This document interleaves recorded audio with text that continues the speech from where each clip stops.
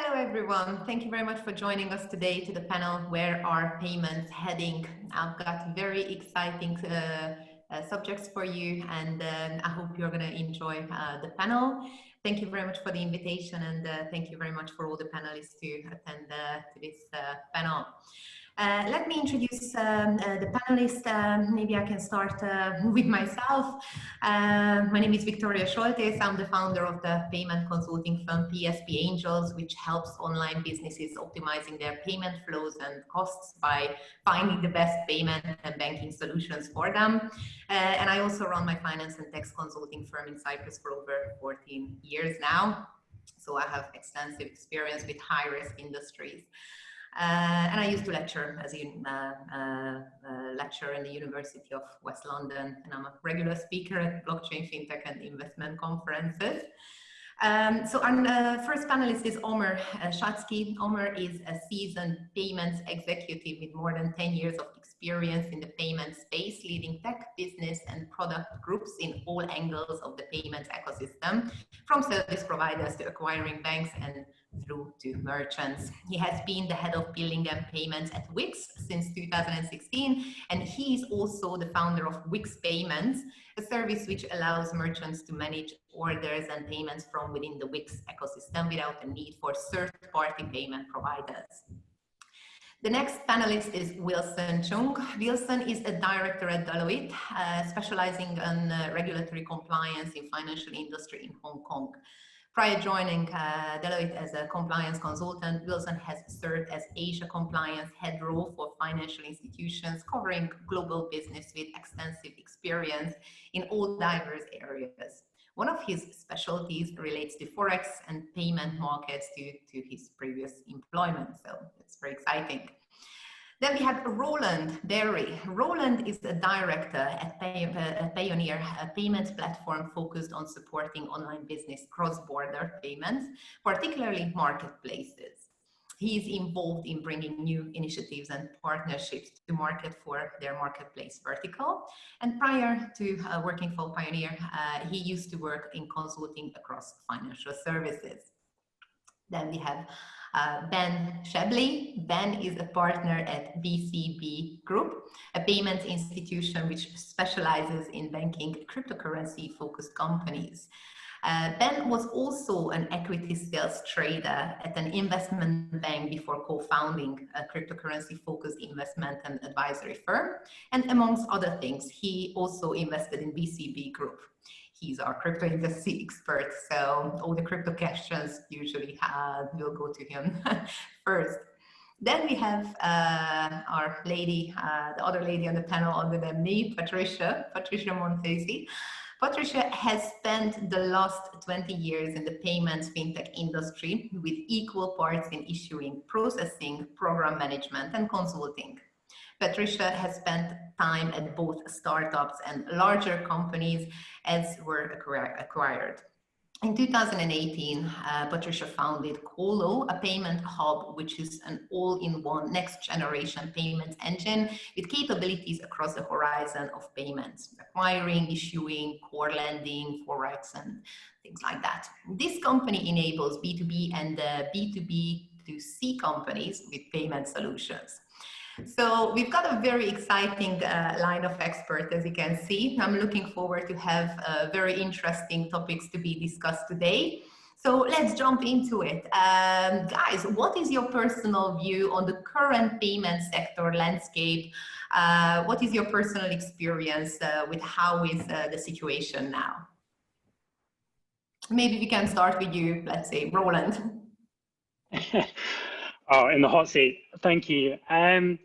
I mean, look, I'm sure many of us on here will talk about the interesting year we've had, but I think the highlights for me have just been the amount of adaptability we've seen from payment providers to support clients and the customers, whether it's around a sort of shift to digitalization, supporting sort of new products and services. But nevertheless, it's still a very sort of crowded environment. There's a lot of traditional and non-traditional players innovating and competing. And I think we're just seeing the amount of like diversification that's really required, the ability to sort of operate really at such scale, and increasingly more and more players moving along the value chain. And I think personally for me, it's interesting to see the partnerships and collaborations but it's also just in really materializing in a lot of M&A activity.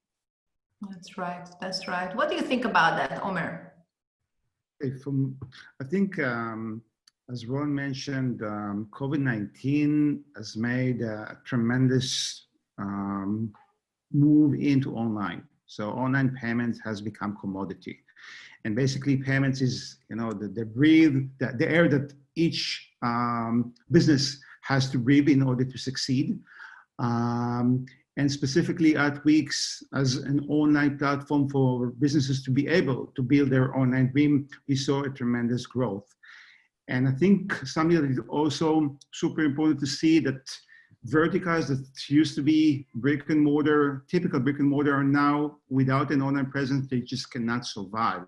So even some traditional players, traditional, I would say yoga instructor, moving to online, and the need for payments is just kind of a commodity that everybody needs nowadays.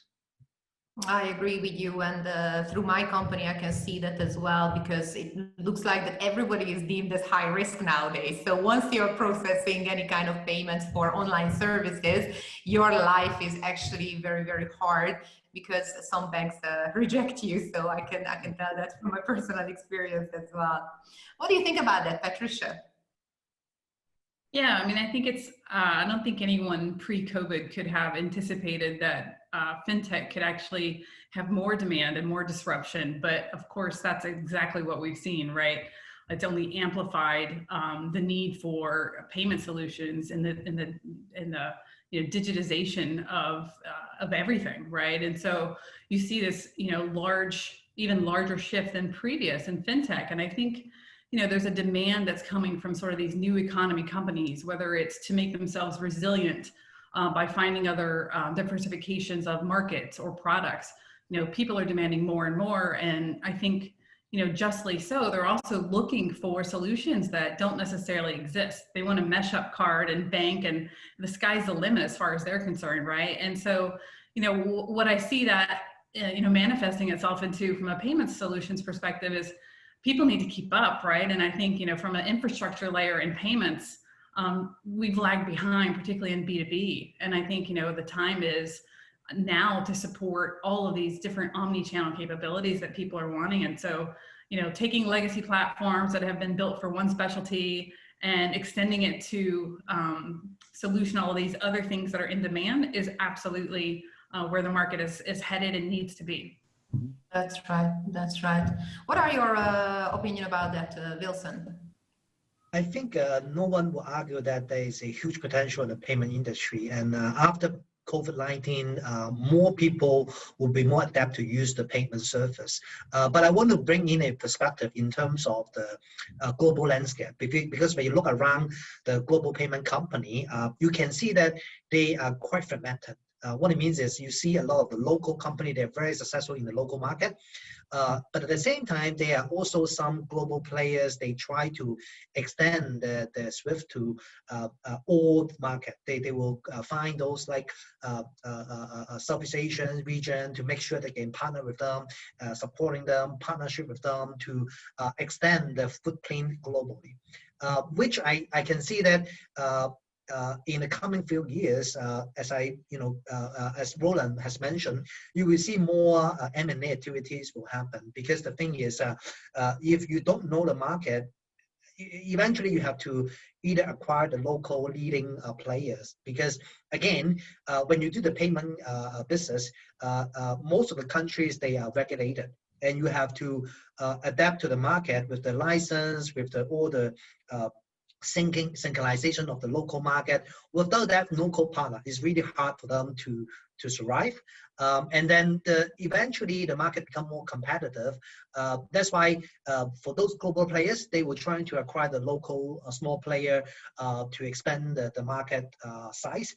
For local one, of course, they will try to keep the advantage or competitive advantage within the local market. That's why I think in the coming years, you will see more and more involvement in the industry. And one thing that's very interesting is in Asia, we see the upcoming IPO IPO from Ant, which is a really biggest IPO whichever, and the core business of it is the payment industry. So we can touch base a little bit later, but what I mean is this is meaningful to the industry because it will legalize the thing that a payment company can list it in anywhere in exchange and raise the fund to expand to other fintech sectors as well. Yeah, there are amazing opportunities. That's Exactly. exactly all those obstacles, but with obstacles that we've got some opportunities as well. What are your thoughts about this, Ben? Well, we're very much the new entrant, and like you were saying earlier, we're deemed as sort of the high risk of the most high risk. So really our clients are just kind of quite happy with getting the very basic facilities that everyone else here would be used to having.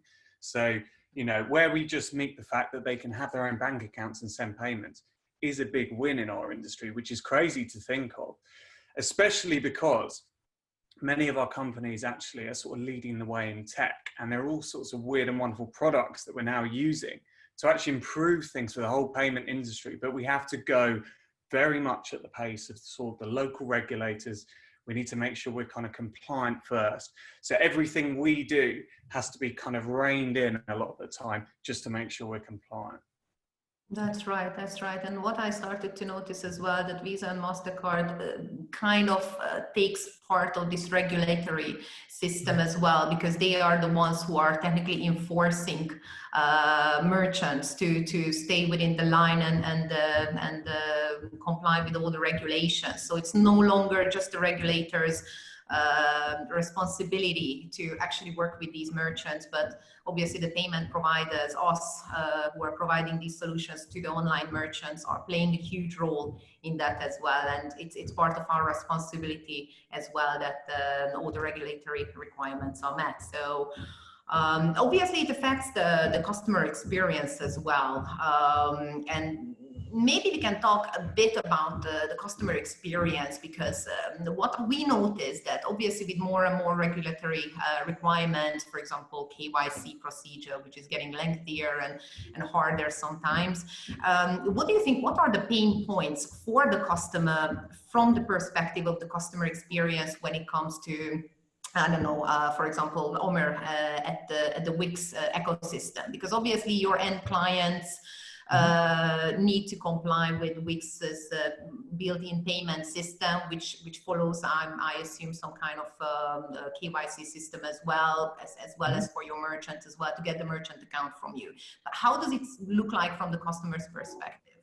Okay, so when we're talking about customers, basically we have two types, right? There's the merchant experience that for them, first of all, to manage two platforms, meaning their storefront and the payment platform is quite a hassle.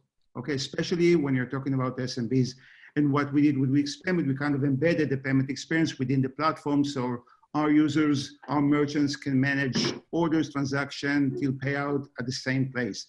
And we kind of built the KYC and the underwriting process in a way that it can be easily digested by those SMBs. But merchants, I think, another aspect that they're actually experiencing is nowadays, especially if you are, let's say, event owner or yoga instructors, in the old days, pre-COVID, there will be some edge cases where you need to have a refund, right? To file a refund, to answer a refund of your customers. When Corona started, they experienced a huge, massive refund. And at the end of the day, they spend their funds, right? They build the event, they kind of got the venue and everything, and now need to refund everything in one shot. So when it comes to the cash flow management, it brought them in a situation where it was super difficult for them to maintain. This is on the merchant side. But another thing that we're looking at is from the end user, the customer side. Again, due to COVID-19, it kind of pushed the customer rights to the limit. Let's take, for example, airlines, ticketing, and tourism. The notion of getting refund or winning a chargeback in many cases is not an option nowadays. You could only get a future voucher to use. So it's a kind of a mind shift that they need to be doing. In addition to that, beside the COVID-19, all the disruption trends that we're having in payments do require fast adoption. But when you are to look at the broader spectrum, people that, let's say the boomers or people with special needs, these super fast changes are hard to accept. And there is some, evolution, takes time. But now it's kind of in a super fast manner.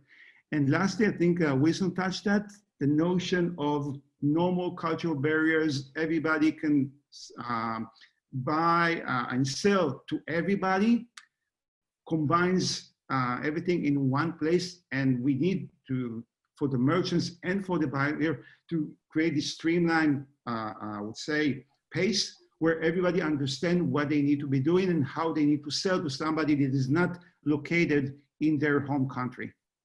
I agree completely. What do you think about that, Roland, from the Payoneer's point of view? How do you try to improve the customer experience?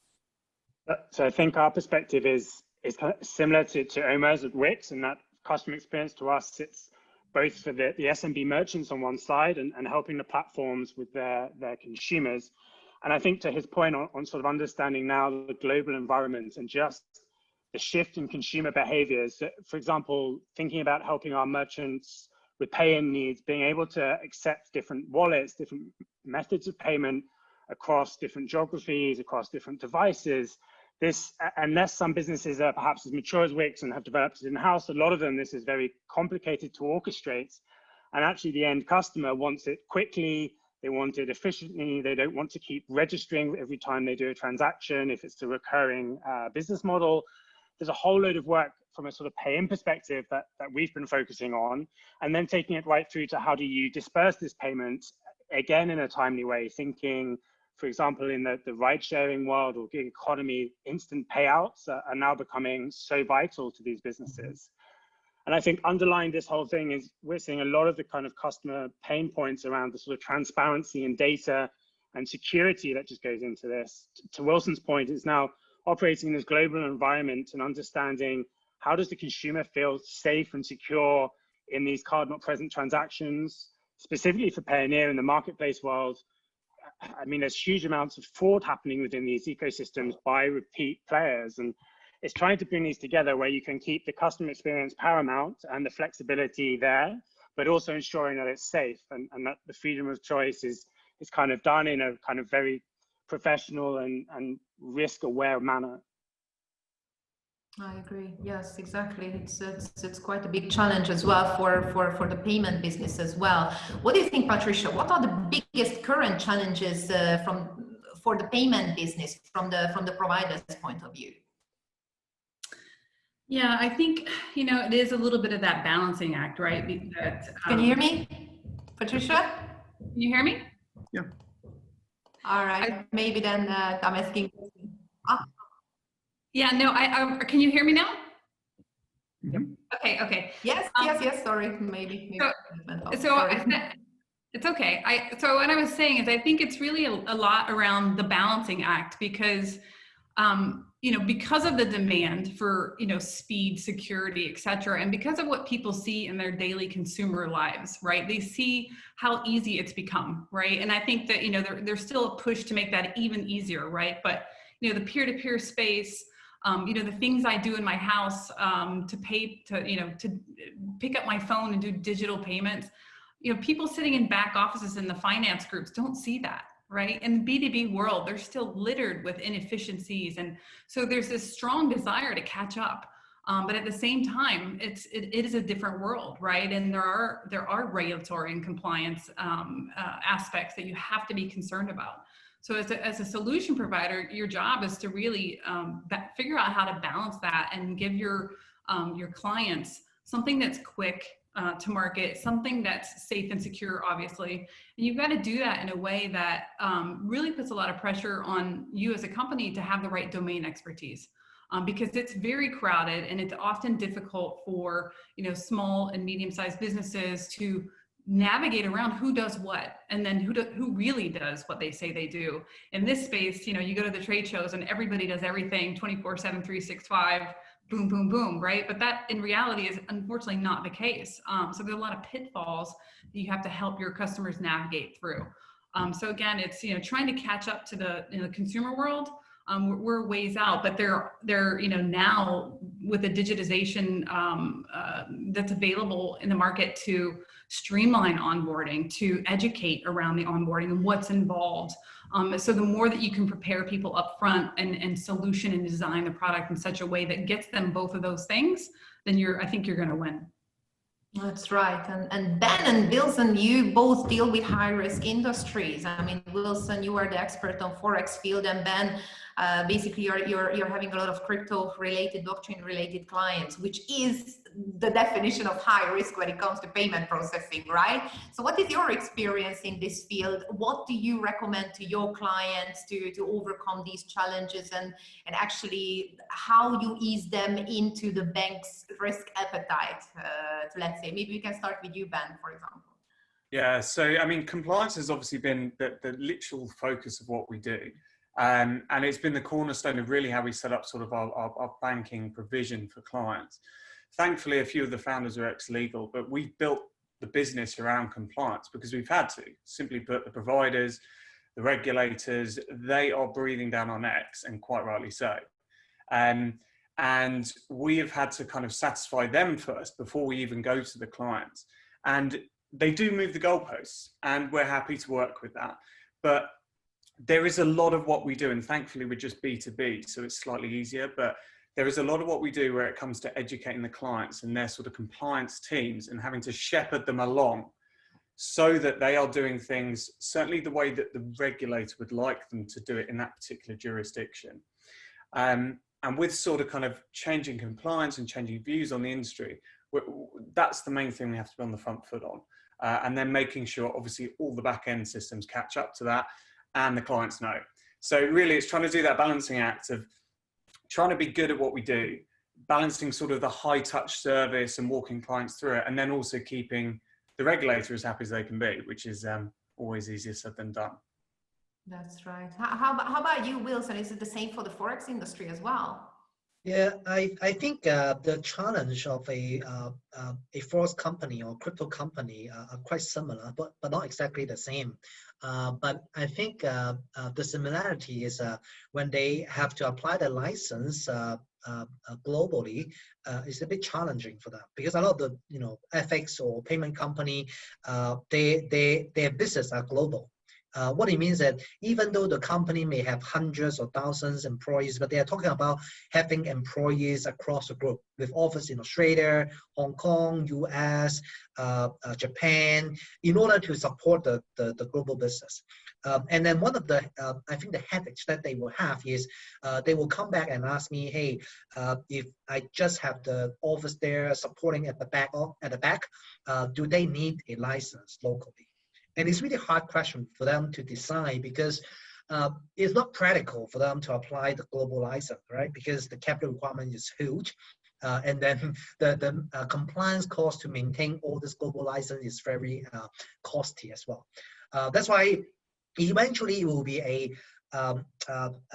risk assessment to decide which license they really need and which license that they may not need at this stage, just because they may not have X% of the clients located in those countries, or they may not have any marketing promotion at all in that countries, which allow them to get exemption. And I think for crypto, similarly, if you want to apply the license, it's not really available in most of the country, even worse actually compared with forex. Because if you go to the, let's say, Southeast Asia countries asking for crypto license, there is not available. There's only a very few countries, developed countries, they have the crypto license. And then the second headache that have is if you don't have the license, if you go to the bank nowadays, they will have a really concern on the AML, and they will say, hey, I'd rather not to have the business with you.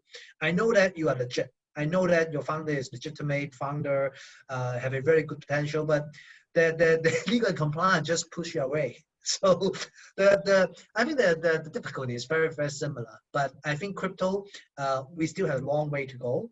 We have been pushing ahead a lot on the local regulator government on the fintech perspective, hoping them they are more open to change the atmosphere to make the fintech develop in a healthy direction instead of killing those potential. Exactly, and I think I speak on behalf of all the payment providers and banks when I say that nowadays we are literally swimming in applications. So we've got a very privileged opportunity to cherry pick the clients that we want to deal with the high volume, with the lower risk, and just reject all those guys who just fail to miss one point on the risk assessment, and we rather not deal with them because there's a lot of business elsewhere. So tables have turned. We are competing for the banks instead of the other way around. But what do you think, Patricia? What are the payment trends and how we can actually serve in these unserved clients from a payment point of view, from a payment providing point of view? Who's going to actually take these clients at one point? What are the trends that you personally see? Where are we heading at? Yeah, sure. And I mean, I'll speak mostly from the B2B side of payments and the issuing side of payments. But, generally speaking, I think, again, going back to people wanting sort of omni-channel capability, people wanting more single suppliers versus having to, have an acquirer and an issuer and an FX specialist. You're definitely seeing a trend from the unbundling, which was, popular 10 years ago, to sort of rebundling it all back together because no one likes to manage an entire ecosystem in order to make a payment. And that's sort of what, where the industry was headed for a while. A lot of the good ones got acquired. So that's one thing I see. The other thing, a few other things actually, embedded payments, embedded processing, embedded financials, right? It's a very popular word right now. And for good reason, right? Because, people do want to own more of the payments ecosystem and the economics associated with that. They don't always know how to do that, right? They may or may not have the talent and the payments domain expertise that they need to do that. And so the notion of, every software company can become a payments company is a great one, a bold one, but it takes some time to get there. And as a payment solution provider, you really need to tee it up in such an easy way that someone can feel like that they can embed it, but they also have, all the sexy side of payments covered, the regulatory and compliance, et cetera, right? The third thing I see is really, another hot word out there right now is, popping up everywhere are these banking as a service providers. And understanding what is that? What does that mean? Because, lots of legacy infrastructure players, coin themselves this as well. But the way we look at it is, we're seeing banking as a service players trying to bridge the fintech gap that exists today, where people are demanding fast, omni-channel, et cetera, but they're looking around and they're not seeing that from the provider. So there's a gap there that banking as a service providers are trying to fill. We look at them as really trying to tackle the engagement model. So the front end and making the APIs cleaner and more modern, et cetera. But the risk there is that if you're sitting on top of old infrastructure, at the end of the day, you're going to be constrained. So we got to figure out that, that infrastructure layer as well as the engagement model layer to really to close that gap that we see. Exactly. How do you see that, Roland, from Payoneer's point of view? That how is your company trying to bridge these gap? What Patricia mentioned. Yeah, I think it's super interesting, and for us, we kind of sit ourselves rather awkwardly in the middle of the thing in terms of leveraging either partnerships, I guess, with very traditional banking players and even with new fintech providers. And we typically look at, I guess, ourselves and our competitors around the sort of three engagement models, whether it's sort of fully white labeled. So going to Patricia's point in terms of allowing the software platforms or even the marketplaces to own everything. And it's a pure technical integration to increase capabilities, and actually no one's the wiser that there's a banking as a service provider in the mix anywhere. And you see this with Rapid and MangoPay and others. I mean, it is prolific in the market.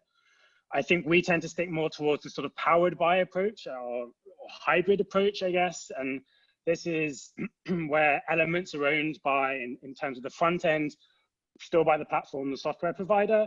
And then perhaps when you get down to some of the like sexy parts of KYC and going through the technicalities, maybe we can leverage the trust that sits with being an entity or something to go through this aspect.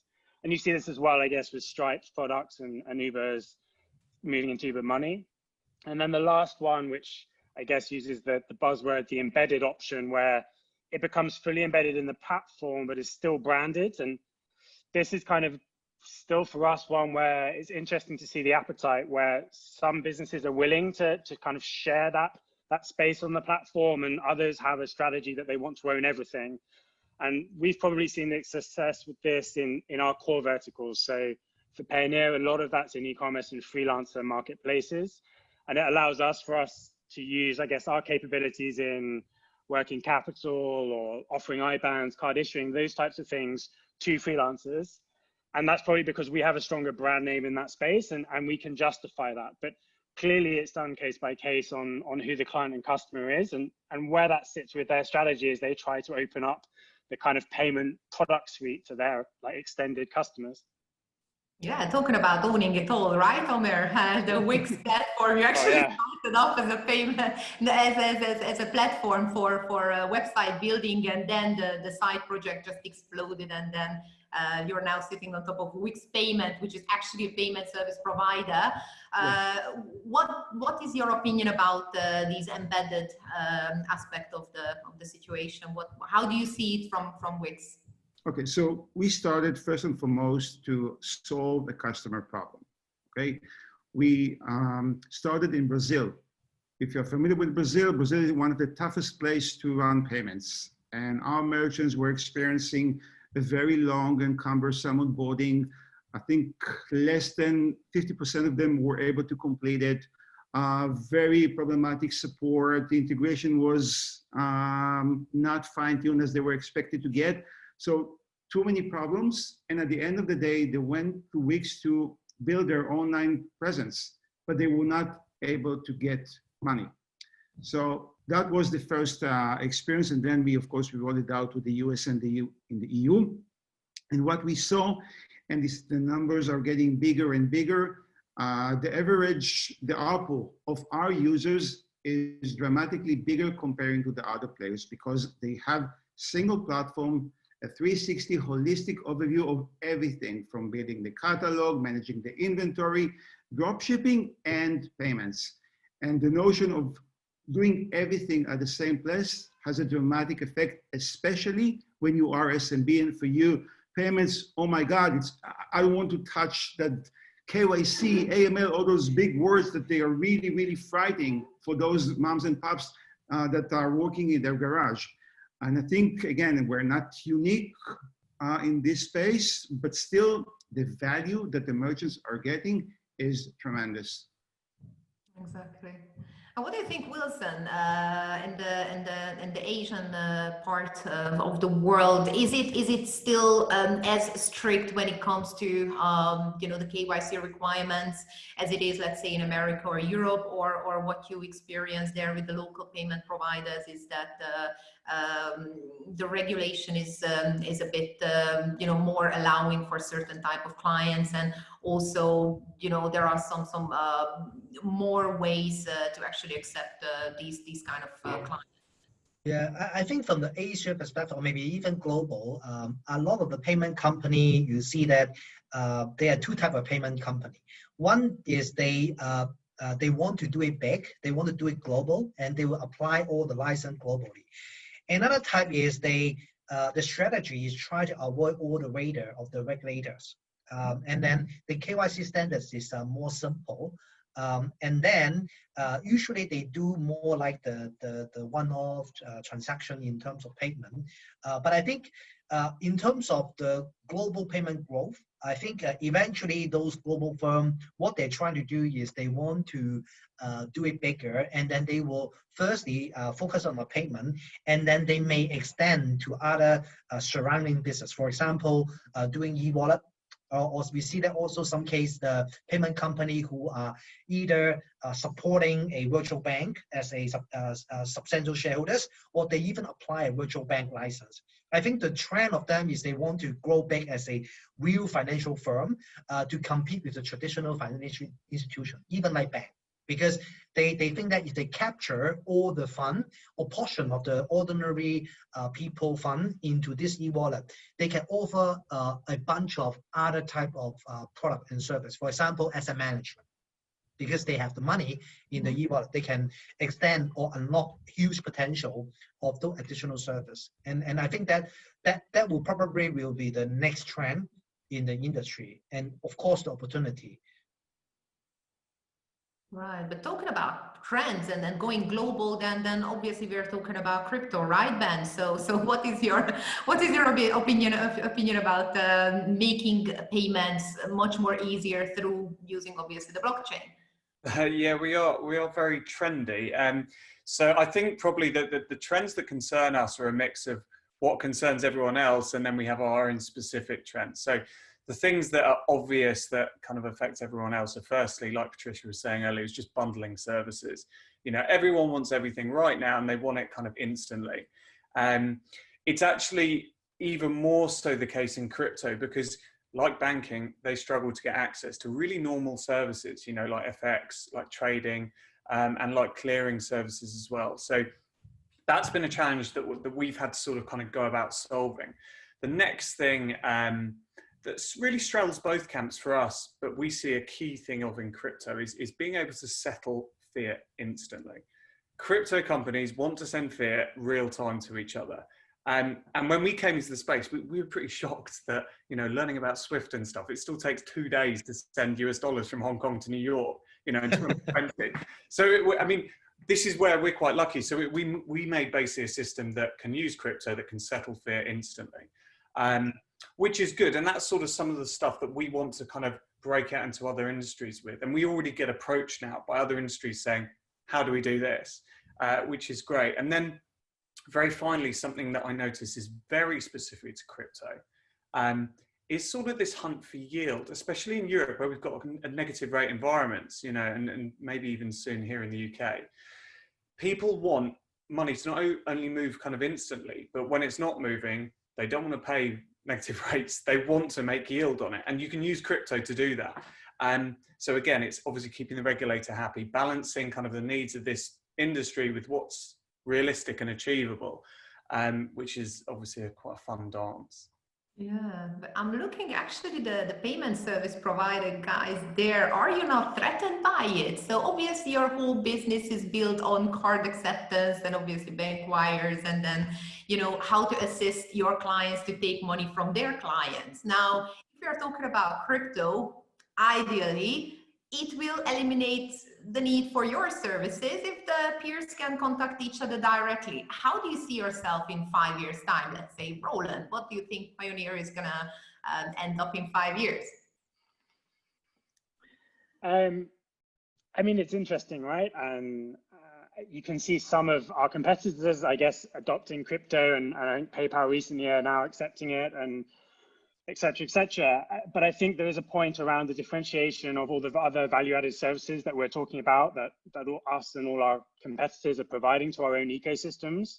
So for us, I think one of the big things is looking at how either directly through our own products or through partnerships and collaborations, we can look at ways of, I guess, bringing new things to the ecosystem. And for us, this is very much around the kind of marketplace world and the sort of two-sided business models. We can actually leverage a whole load of other products that are not just around using the sort of traditional card acceptance products. And therefore the kind of threat becomes slightly different, right? And we're still operating at such scale. It's not to say that it isn't a threat, and it's certainly something that we are very conscious and aware of. But I think there's also a question of when does it give so much value to our customers that it outshines everything else that we do. And so I think for us, it's looking at how do we broaden the proposition to our core segments with some of these additional services. I definitely don't think we're going to be a threat for you anytime soon, Roland, to be honest, mate. It's funny because although crypto looks at all these things, it's taken years to get to where we are, and where we are right now is we've just got a bit of regulatory clarity. We've got a bit of a network, and we're sort of trying to get the most basic services sort of across the line. You see central banks talking about the use of crypto for stablecoins. It's just not going to happen. I'd be surprised if it happened in the next 5 years. So there's a lot of catch up, and I don't think we're coming for your lunch, mate. I think there's also do you accept payment on the Wix network? And clients pay with crypto? Not yet. Not yet. I think there are some, I would say, other super fast-moving trends, like buy now, pay later installment. It was a very unique niche kind of payments in Brazil a year ago. Now everybody wants installments in US, Canada, UK, and Australia. So I think because it happens so fast, and buyers are looking for, they want to spend online, right? You're sitting at home, this is what you're going to be doing, right? You want to buy online, you don't have enough money. Okay, this buyer credit has become, has a tremendous effect on our day-to-day. And there are many players that are out there, and this is something that we started launching those players as we go. So this is something that we are going to do right now. Something interesting that we saw, especially on the global versus domestic, kind of a two-parallel trends. On one hand, those merchants that are mature enough and they want to sell globally, so they are looking for global distribution, multi-currency, etc., etc. But on the other hand, the newbies that are selling in their neighborhood, they're looking for those local distributors that will be cheap, they will be fast. And myself as a platform, how do I hook with that specific carrier? They're not listed in anywhere, right? You need to live in Birmingham in order to be familiar with that specific carrier. And as we're selling those SMBs, we need to be global, local, all across. But this is what makes our life very fascinating. So nothing to complain. Exactly. What are the regulation challenges when it comes to crypto, Wilson? Can you tell us a bit more about your personal experience, if you have assisted any of your clients about this aspect? Well, the regulation on the virtual asset is, you see that not many countries come out and say it's legalized. That's the first thing. And then there are a bunch of other questions that the regulators have to come out to clarify. For example, whether they are taxable, right? Whether it's counted as an asset and entitled to legal protection, right? Those are a lot of the questions which is unclear globally. So I actually agree what Ben or the panelists was saying. I don't see that the payment of the fiat currency will replace virtual asset. I would rather to say that both of them will be developing on the parallel. And then, to be honest, the players are two different markets, and then they are focused on two different sectors. And then I think eventually the developed countries, when they speak to each other on a global platform, for example, ISCO is the global regulators, they talk to each other, they will form some framework. And then when they adopt locally, they will use the similar concept to make it legalized. For example, the licensing framework, the supervision framework, it takes time. It takes a long time to sync each other. And then just take Hong Kong as example, we take many years to get the first license being released just 2 months ago on the virtual asset trading platform. And then we, just like other fintech industry, the industry is still evolving. And then when it evolves, the regulators will come out and set more protocol to govern the industry. So I think that we are making a right direction towards the growth, but it's still a long way to say that everyone will be using virtual asset or even just ditch the fiat currency. I don't think it will happen. Central bank currency may apply in a sense if, let's say for China, right, they want to make this as a very convenient tools to do the payment, but it only happen locally within a very domestic market, need to say. But if you do any cross-border fund transfer, whether the other countries will recognize that, I think is still questionable.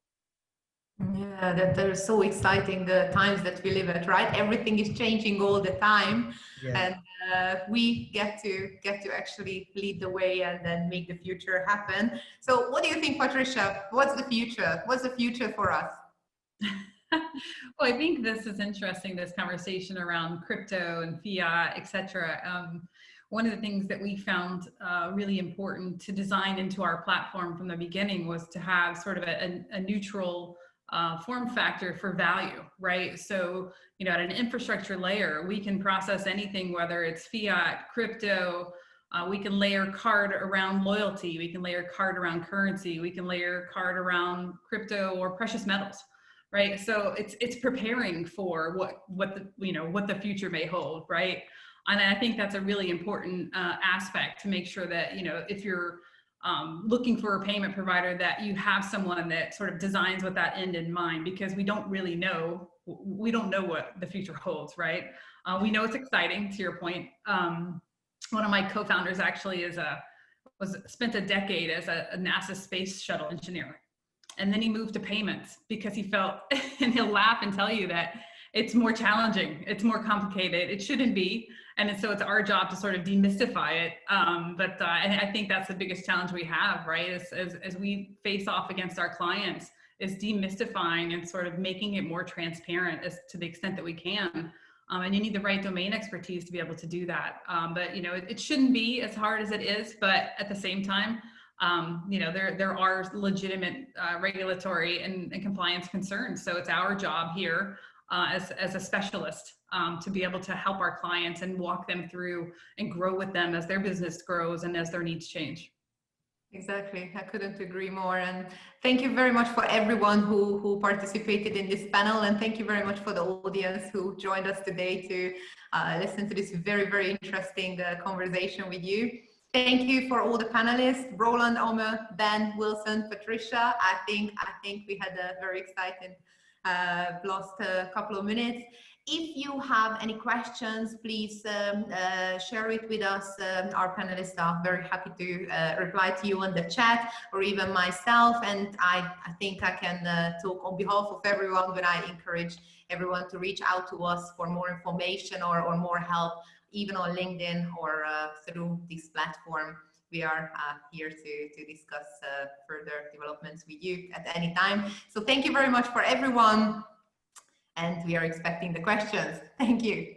Pleasure. Thank you.